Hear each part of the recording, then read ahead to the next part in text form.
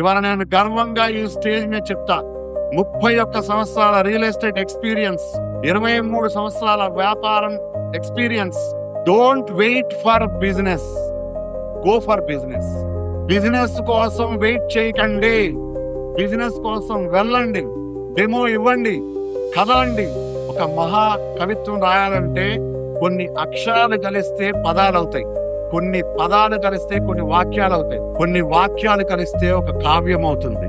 ఒక కావ్యం రావాలంటే ముందు అక్షరంతో స్టార్ట్ అవుతుంది. అక్షరం లేనిదే పదం లేదు, పదం లేనిదే వాక్యం లేదు, వాక్యం లేనిదే మంచి కవిత్వం లేదు.